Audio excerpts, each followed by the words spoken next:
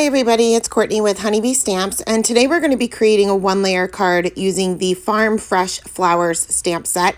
And I'm going to be doing just a little bit of masking here. I started by laying my mask for this little vase here just so I can position my flowers the way I want them. I was going to make a portrait card, but realized I was not going to be able to fit all of the images in there, so it ended up being a landscape card. So I'm going to start by stamping out this large bouquet of flowers here, and I am going to be stamping with Fog ink by Simon Says Stamp. The Simon Says Stamp die inks are Copic safe, and it will give me a nice no-line look to it, but still leave just a little bit of an outline. I wanted a little bit of an outline to show. So I went ahead and stamped that out twice, and this is Nina Solar White 80-pound cardstock. And I also cut this from some masking paper. And you can see some of the more intricate areas I'm not too concerned about. I'm kind of just basically going around those areas. I'm not going right along the line. It doesn't necessarily need to be. That's the beauty of no line coloring, is that if you accidentally go out of the lines or don't have your masking perfect, nobody is ever going to know the difference because they can't see the outline. So once I got that pretty much cut out, I went ahead and masked out my flowers, and then I can cut or stamp this vase twice as well with the Fog ink. Went ahead and masked that out and lined up these other two, one's like a milk jug. They're kind of like a rustic-y look. And that's how we're going to color them too. So I went ahead and stamped those on either side twice again, and finally finished off by stamping out these little stems inside the vase, which was kind of pointless in the end. This card took me way longer than it should have. I just had one disaster after another, but we worked through it. So I went ahead and carefully removed that one mask that we had on there, and I went ahead and moved on to the coloring. Now, I am limited on my Copics as of right now. As some of you know, they are kind of switching everything around with the Copic refills, so I haven't been able to get any refills, and I desperately need them. So I decided to do some shading with my grays, even though I'm not actually coloring with my grays, if that makes any sense. So I went ahead and took my darkest color, which is the C5, and I'm going to go ahead and add the shading on this milk jug, I guess it's called. And I'm just adding a little bit of shading on either side. Because this is a rounder object, it would have a center light source. And you can see that I am using some flicking motions here and there, but I'm not really using too much. And honestly, you don't need to master the flicking to do this. I know that there was a big discussion over in one of the Facebook groups about mastering the flick with the alcohol markers. You can still get great coloring results without mastering the flick, but it certainly does take some practice. So next, after I was done adding that C5, I will bring in the C3, and all I'm really doing is extending the areas out a little bit further. I am not coloring over the label that's on the milk jug. I'm going to save that till later, but you can also see that I added a little bit of shading from the bottom portion and the top portion of the milk jug just to kind of separate those two areas. Because this is no line coloring, you're going to lose the outline. For the most part, you're going to lose the outline. So you have to make sure that you're adding shadows to separate the different pieces or the different images themselves. So once my C3 was down, I am going to finish off with the grays with the C1, and I'm going to flick that color out even further. Now, I didn't fill in the entire thing with the C1. I just flicked out that color a little bit further, but leaving quite a bit of white space because I don't want this milk jug to be gray. I want it to kind of look rustic-y, and I know they're not metal, but maybe a little rusty even, just old, I guess. So after I had all my grays down, I'm going to bring in the E42, and that is it's a pretty light color, but I'm going to go over the entire thing. I'm going to go right over the grays. I'm going to go right over the white areas, but all of that shading from the grays is going to show through. Yes, it's still going to be a little gray depending on what color you use, but I definitely recommend using a lighter color because you still want to be able to see that gray through it. So if I were to use, like E59, you wouldn't see any of that shading at all. So once I had that E42 down, I realized that I did lose some of the shading, a little bit more of the shading than I actually wanted to.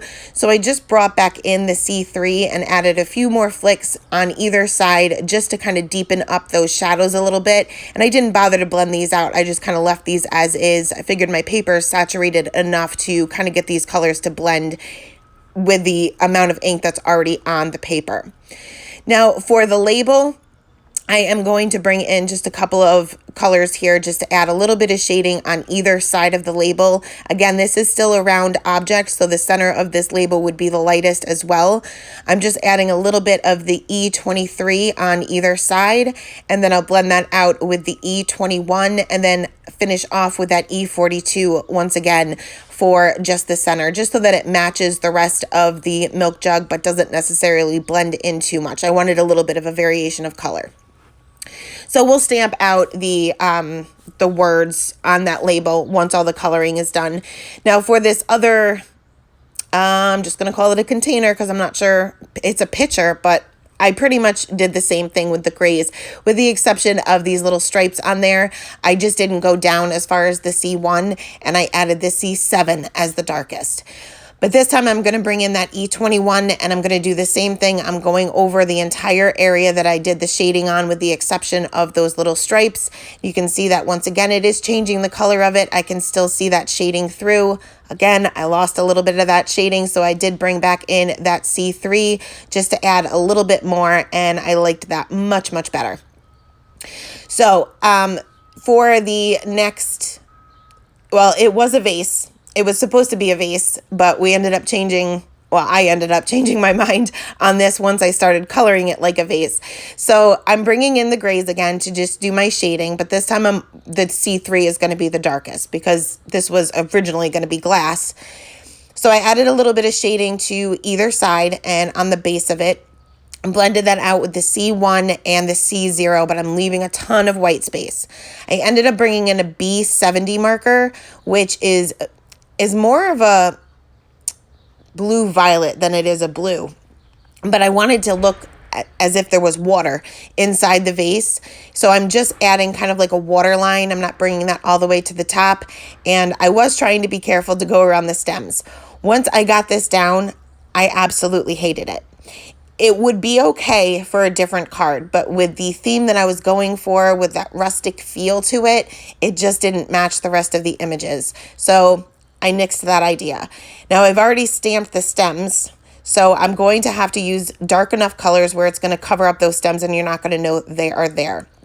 Now I tried to bring in the E70, which is a fairly light color, but I like to use the E70s for any kind of rustic look to it. And I tried to kind of cover that up cover the entire thing up with the E70, but those stems were really, really showing. So what I ultimately had to do is bring in the rest of my E70 markers and add my shading to the entire image. So this is, I guess you could still call it a vase, but it's no longer a glass vase. It's no longer transparent. So I'm going to bring in that E79.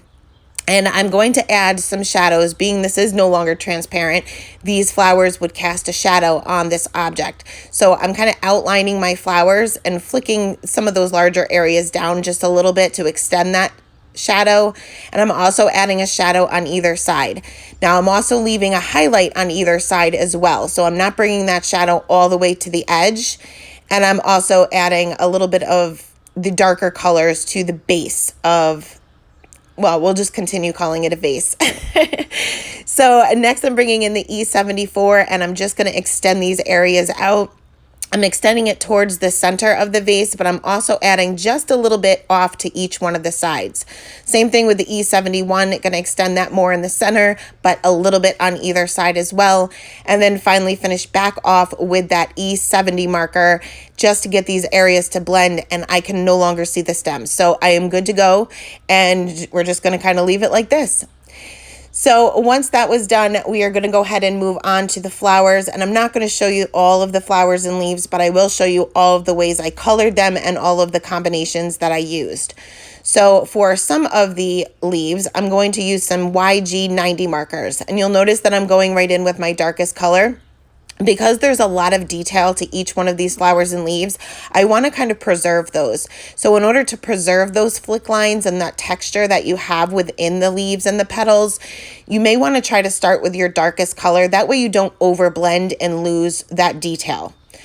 So I'm just concentrating my highlight for this particular leaf being in the center, as if it's kind of curved down just a little bit. And I also colored the stem the same way for that flower. Now, 2 of the other leaves, I'm going to use the same combination, but I'm pretty much just doing the same thing. All I'm really doing is using the lines within the image itself as a guide where I should add that texture and where I should add that detail. And for this one that's kind of bent over, I'm just making sure that the part that is bent behind the rest of the leaf is just a little bit darker. For some of the other leaves, I'm going to bring in a G99 as my darkest color. And again, I'm just going to add a little bit of shading to the base of this leaf as well as the tip of the leaf. Also paying attention to where the flower is kind of hanging over it. That would also be a little bit darker. Then I'm going to extend those flicks out with the G94, then the G43, and then finish off with the G20. Now the G20 is very, very light, so you want to make sure that you're not going over your darkest areas with your lightest color. It is going to act as a colorless blender, and that's how you're going to lose that texture. So only go over the highlight area with that lightest color. So next we're going to move on to these tulips, and I'm going to bring in an R combination. And this isn't a very bright red, but I am going to bring in some pinks, and it doesn't really brighten it up. I wanted to kind of keep it more of a neutral red. So again, I'm going in with that darkest color first to add my shadows and to add the texture. Again, just paying attention to those flick lines and those detailed lines within the image. Also adding a shadow where one petal is laying in front of another. And this is the R59. Next, I'm going to bring in the R56, and I'm just going to extend those flicks out even further. And the lines within the image are different lengths, so I'm also adding my flicks as different lengths, and that's what's really going to add some texture. It's kind of very similar to when you're coloring hair. You want that texture, so your flick line should be different lengths. Going in with the R83, and then I will finish off with the R81, and you'll see that I'm still continuing with the flicking motions with the R81, and if I leave some white space, I leave some white space. I'm okay with that. I just don't want to lose those flick lines, and I don't want to lose that texture. So I colored the other tulip the same way with the same color combination, and we're going to move on to these daisy-like flowers. So I changed my mind a lot with these. I'm starting with the center, and I originally started with the E19, and I'm just going around the center with kind of little dots to add some texture to it and leaving the center for the highlight. And I did the same thing with the other one, and then I continued on with my coloring. You'll see that I changed my mind a couple of times throughout this process, but for the petals themselves, I started off with my darkest color being the E99, I'm sorry. And all I'm really doing is adding maybe like 1 or 2 flicks to the base of each one of the petals. And I'm also, the ones that are behind all the other petals, and you can really only see maybe like the tip of the petal, I'm adding a little bit more of the darker color to those. They're really not going to have too much of a highlight there. So you can see that I'm only working on a few petals at a time. I find that this is easiest for me when I'm doing no line coloring, but do whatever works for you. If you want to work on all of them at one time, that's fine. If you want to work on only one petal at a time, that's also fine. I don't quite have the patience for that. This card took me way longer than it should have. So I didn't have all that much patience, but you can see that I'm only working on maybe 5 or 6 petals at a time. And that way I don't lose kind of where I am. So I just continued around, again, starting off with my darkest color. I realized that the E99 and the YR27 are almost identical. So I ended up skipping the E99. There was really no point in adding it because it didn't add any additional contrast to my flower at all. So I just used the YR27, YR26, and the Y21.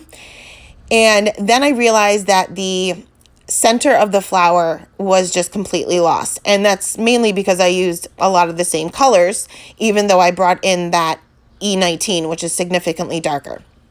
I needed the center to be much darker. So I ended up bringing in a E59, which is a super dark brown. And I'm just adding it very, very sparingly, but I'm adding it the same way as I did before. I'm just adding little tiny dots around the center of the flower, the outside of the center, and then kind of working my way in. And I ended up doing that with the other flower as well before I continued on with the coloring. Now, I'm not going to show you the coloring of the second flower because quite honestly, that one took a long time because there's a whole lot more petals to work with. And I did use the same exact color combination with the exception of the darkest color. I did definitely skip that E99 being it was so close to the YR27, but I did bring back in that E19. So the E19 was the darkest color, blended it out with the YR27, then the YR24, and finished off with the Y21. I realized once the coloring was done of this larger flower that it didn't really match anymore with the smaller flower because I had so much more contrast by bringing in that E19 that I ended up having to add a little bit of that E19 to the smaller flower as well. All I did is go back over the darkest areas of the petals, which is basically in the center or the base of each of the petals. And I just added 1 or 2 flicks and I did not blend it out because the paper is already saturated, just like that milk jug was. Because the paper is already saturated, we don't necessarily need to go ahead and blend it out any further. I just needed to add just a tiny bit more contrast to each one of them. So once that was done, I moved on to disaster number 3. And this is these, well, I don't even know what they are, to be honest with you. It looks kind of like a lilac. And I was just going to, being it's no line coloring, it didn't really matter if I stayed in the lines. But for those of you who have used colored with Copic markers, you'll know that sometimes we get this gigantic blob. So I did remove both ends of the cap, or both caps, I should say, and continued on, hoping that it would cover up. And I don't have very many BV markers, but I pretty much tried everything to kind of blend these out. I just wanted the darker area to be in the center, and I worked on it and I worked on it. I did not want to use my colorless blender to kind of fade that out, that blob out, because it spreads too much, and I've done way too much coloring to risk that. So I decided I'm just going to leave it alone, and I am going to cover it up with the sentiment. I'm not going to stress out about it. I'm not going to give up. I'm just going to cover it up. And that is usually my way of fixing any mistake. I'm just going to cover it up. Now I have a little sprig over there with some berries and stuff like that. I didn't bother to color that because I know it's going to be covered up with that sentiment strip that I'm going to be adding. So I just didn't even bother. Now for these remaining leaves and these little berries over here, I'm going to bring in some BG markers. I'm going to use the BG 78 as my darkest color, and I'm going to just go right over the little stem area and just add a little bit of shading to the base of each of the leaves. And I know my hand is in the way a lot with this angle. I had to keep changing my angle because also in the middle of this, I also had a cup of coffee off to the side of me and I spilled it all over my pre-cut panels, all over my pre-cut card bases, and all over my Gemini. So I haven't tested out my Gemini yet. I'm praying that it still works and that I'm good to go because that's not going to be replaced anytime soon. So for this other little, I guess, sprig area or sprig thing, I'm going to use the same BG markers with the exception. I'm just going to skip the lighter one. And I'm going to use some RV markers for the berries. I'm only using 2 different colors for the berries because I figure they're so small, nobody's ever going to notice the difference, that they're not too shaded. So I just used the RV 69 and I kind of just created a little C and then filled the rest of that in with the RV 66. Now for the rest of my background, these images are kind of just floating in midair at this point. So I added a shadow underneath each one of the images, and I'm going to bring back out my cool grays. Going to start off with the C5, and I'm just going to add some scribbles. Honestly, just some scribbles under each one of my objects. Now, I know people struggle with shadows, like shadows underneath objects. And honestly, just don't overthink it. just scribble some color on there and just continue to extend it out. Now, I know I always say that don't go over the darkest areas with your lightest color. I do with my shadows because I kind of want them muddied up a little bit, if that makes any sense, because it's going to look more like a shadow. So I'm just going to extend the areas out a little bit further down and off to the side each time I get lighter with my color. I am going to finish off with the C00, which is very close to a colorless blender, and I'm going to go over the entire thing, and that's what's really going to muddy it up and look more like a shadow rather than an actual colored image.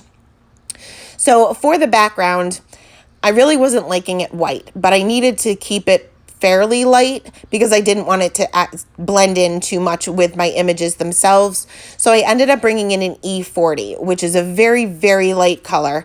And you have to be very careful when you're going around your images that are already colored, especially the darker ones like that red, those RV markers that we use, and even some of the BG markers. You have to just be very careful when you're going around those areas because if you accidentally touch them, you're going to drag out that color. Remember, the lighter the color, the more it's going to act as a colorless blender, and that colorless blender is going to drag color and move color. So you want to just try to be very careful while going through or going around your images.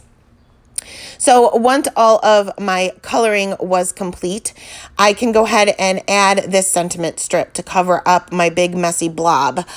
And I am using one of the sentiments. Well, first, actually, I went ahead and stamped out that Farm Fresh Milk. I'm using the same fog ink because I don't want it to stand out too much. It's even hard to see on camera.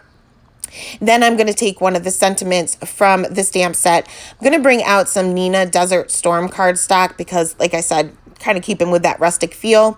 I'm going to stamp that out with some VersaFine Onyx Black ink. You can certainly emboss it, but I just decided to kind of keep everything flat. Cut this down into a very skinny strip and realized this was not going to cover up that area.